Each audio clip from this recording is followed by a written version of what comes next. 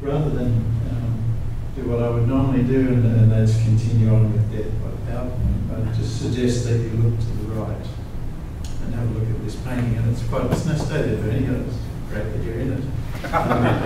From the other end of the room, I misread it with my glasses to say the last glade, but it's actually much more useful and complex than that. It's called the last gleam. Take that where you wish. In my normal fashion for misinterpreting such things, I would say that gleam is not unlike the glint in Godfrey Tanner's eyes when I first met him as a young man, which thankfully I was able to interpret correctly. But my two challenges, joining Philip and Lance Hennessy and other wonderful champions, aided and abetted by, I must say, by many people in this room, and I thank you for that. Ryan in the back, my mother's delightful friends sitting up back there who were in the maths department quietly watching, Bernie quietly watching from a distance. My challenge was to take the lead from someone prepared to play the political game and to simply wreak havoc. And what we've learned tonight, I think, reflects on the proposition of innovation. And in every instance, it does seem that somewhere in amongst the language of a supportive team and a delightful team effort of experts and champions and knowledge holders and collaboration, there is a philosophy that emerges, and sometime, somewhere or other, someone will stick their hand up and say, I'm not actually fussed about my career, there is good work to be done, let's get on and do it. And I could list a number of national heroes on my list. You would all have your own. Mine as a young man included Bill Mollison and William Ricketts, Bernard Burnham and Peter Yeomans, people you will have heard of. And more recently, people like Peter Andrews, whom I've not met, but was working very much in parallel to these other folks. So I've had a wonderful hippie lifestyle, living on the Franklin with Bob Brown and learning how to turn a police boat around. So to come to the University of Newcastle with a challenge as simple as the one I'm about to tell you about was a no-brainer. My challenge was to convince Godfrey Tanner to ride his bicycle through the Australian bush with a smile and call it home. That was I had 4 years to do it.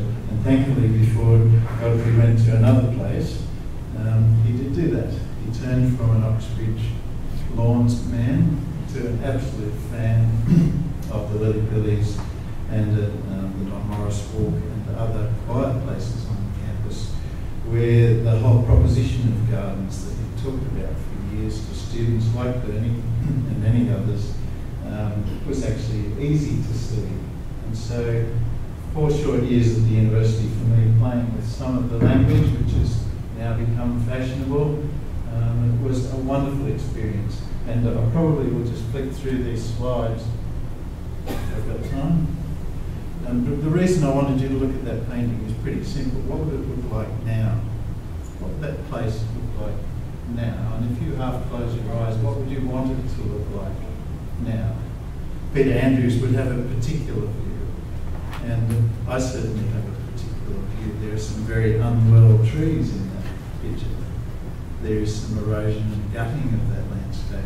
There's not much sign of a cultural connection to that landscape, apart from Bernie sitting in front of it. And yet it's a cultural statement and part of our heritage. So in simple terms, the proposition on the university campus is that natural heritage is well embedded in our psyche.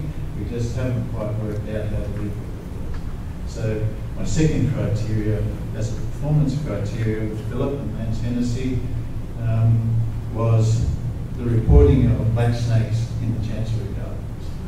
And when that occurred, I was elated. Everyone else was seriously angry with me. But it was one of my KPIs, so, and I'm sure they're still there. In fact, I even had a woman coming out of Kintyre on campus the other day when I was out there telling her child, get out of the bush because there's brown snakes in it. So I talked to her about how much of that was fact and how much of it was fiction. And of course, it was the latter, but the stories are good. So in terms of our natural heritage, to me it seems very simple, having met all these wonderful people. You know, I watch in the rainforest at old forest over here behind Burnie. A single old tree falls over and life rushes in. And why don't we get it? In terms of managing natural heritage, well, let's put that aside, and that's been in terms of designing within our natural heritage. Why aren't we so much more astute? In terms of managing health, why aren't we so much more connected? Good people in good places doing good work together and looking after other good people. And it's not that difficult. Now, one of the wonderful things happening out on campus at the moment with Tim Roberts and the biology folk are these stunning photographic essays of the fungi that grow on campus. And if you're ever really bored and you're on the net, go online and have a look at Newcastle University fungus. And that's extraordinary.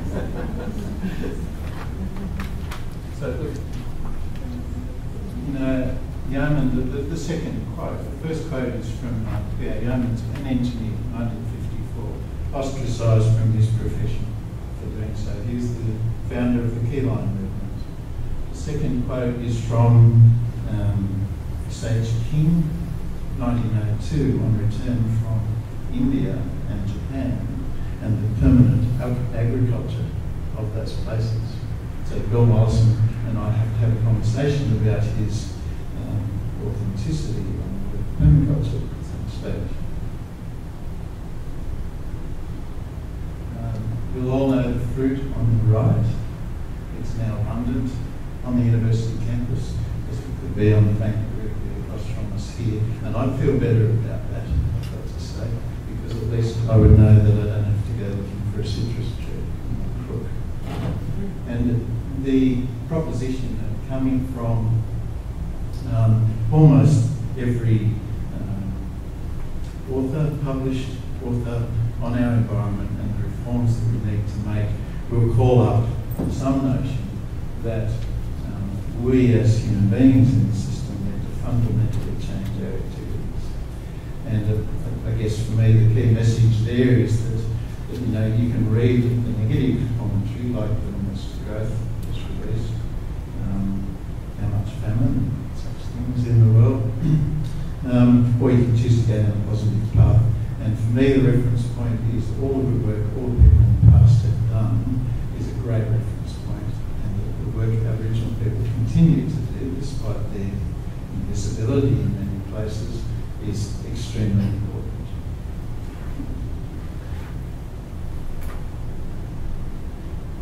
So the work at the university is about soil building, and our heritage in that regard is not wonderful, so let's get on with making really good soil.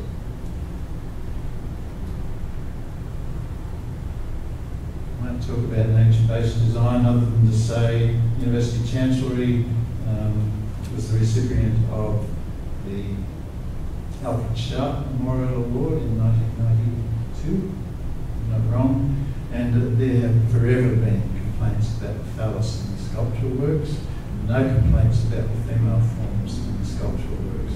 That's interesting. Now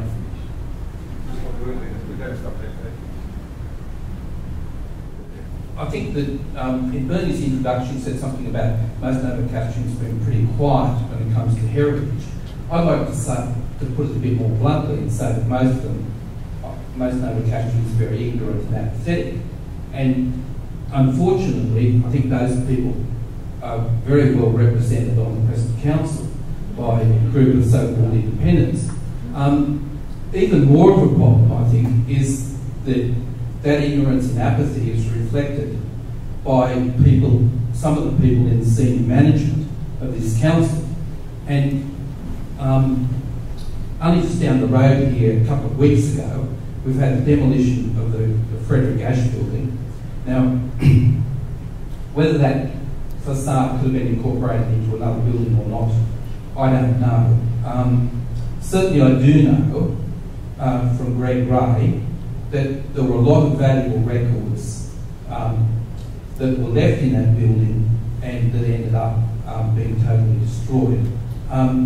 So I just think it would have been remiss for us in Heritage Week to leave this meeting without being aware of that and commenting on it, because while there are people in this room, many of them, who've devoted so much time and energy to preserving our heritage.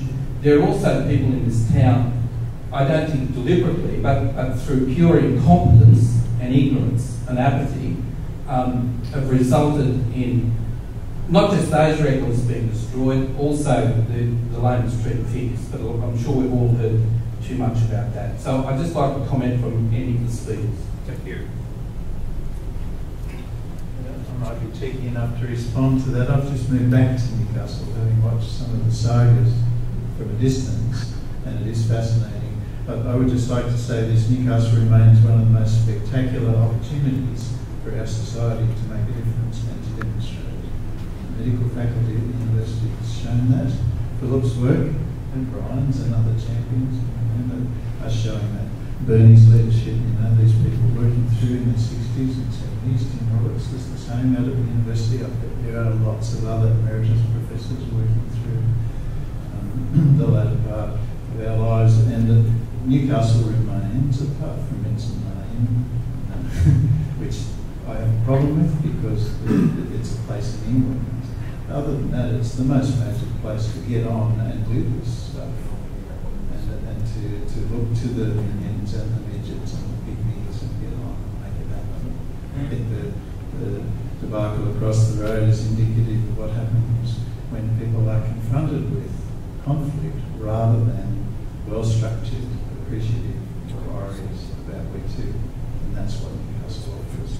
The new institute, I think, is having a bit of a crack at trying to raise the bar, at least on the positive debate. In Australia, we had the first waste management strategy, and it had the ambitious target of eliminating all waste to landfill. And that was a very ambitious thing to set. Of course, the councils totally ignored that. I think the deadline for that was 2 years ago, and Summerhill Dump is still, of course, producing waste to landfill. But that strategy went on to affect a number of other governments. The ACT actually adopted the same kind of strategic objective.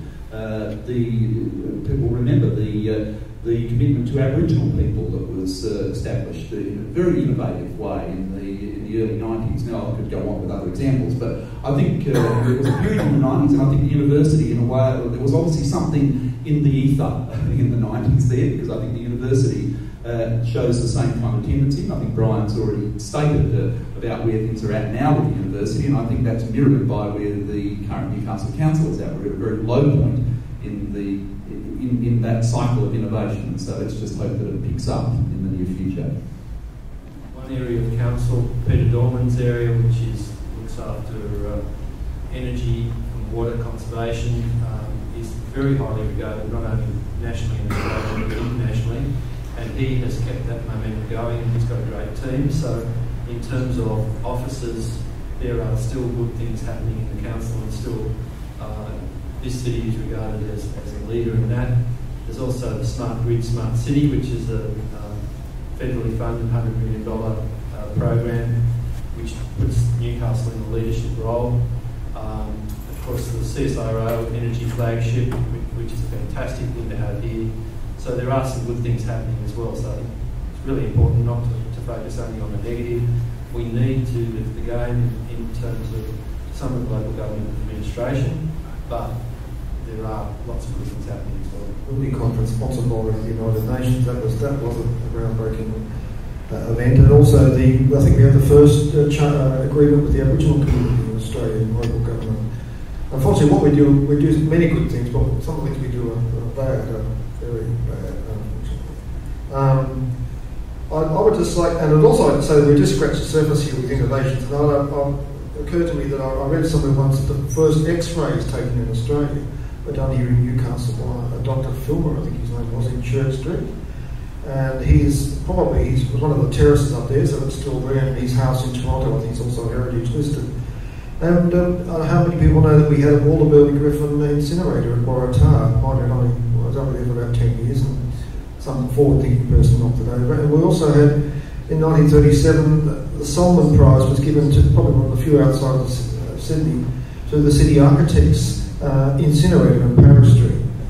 Sadly, badly neglected by our council, and then of course they took the opportunity to knock it over after the earthquake. So, I mean, there are lots of things if we really wanted to think about it, that are happening in this city that are very innovative. I'd like to finish off by thanking you all for coming, for thanking our speakers, Bill Jordan, Betty Kappa, John Hamilton, Philip Pollard and Peter Stevens, for giving their time and their imparting the knowledge to us. I think they were all fascinating talks and diverse, of course. Our fair, frank and fearless facilitator, Bernie, who I know what a difficult job it can be to be a facilitator. I've had to go at it myself a couple of times. Thank you for your facilitating tonight and keeping us on track and on time. I would like to particularly mention we have a brochure here about some of the other Heritage Festival activities in Newcastle, Maitland and Port Stephens that you can take a copy of on the way up. There's still other things well worth seeing or taking part in. But there's one in particular I wanted to mention. Philip Pollard will be leading a tour of the university campus on Saturday at 2 p.m. at the Great Hall. That's where it's starting. We'll be ending at the University Gallery for refreshments and to have a look at the Centre Henry Museum of Pacific Island Artefacts. So that's well worth coming to. We can concentrate then on the innovative buildings, really the heritage buildings that are built out there, probably the best collection of modern buildings in the city, really, built over a number of years, going back to the 60s. How many people know that we have a Glenn Murcutt design building on the university campus? That's the staff house. So we're looking at buildings that are not just important aesthetically and pleasing from their exterior design, but buildings at the cutting edge of environmentally sustainable development. I think the university can be very proud of that collection of buildings. And the landscape. Sorry? And the landscape and picture. Well, I think I totally agree, but I think that's been covered by Peter and to some extent by Philip. But certainly, yes, the fascinating landscape that the Greens councils on the last council term tried to get put together a listing for both the landscaping and the buildings of the university are to be listed on the State Heritage Register. That rang alarm bells at the university, and I don't think it's gone anywhere since then. So once again, thank you all for coming, and finally, I'd like to particularly thank the people who are really responsible for this forum. That's good. Pat Turnbull, Hardy, and in particular Margaret Henry. I know the amount of work that she's put into organising this. Without those three people, there wouldn't be a forum. Thanks again for coming.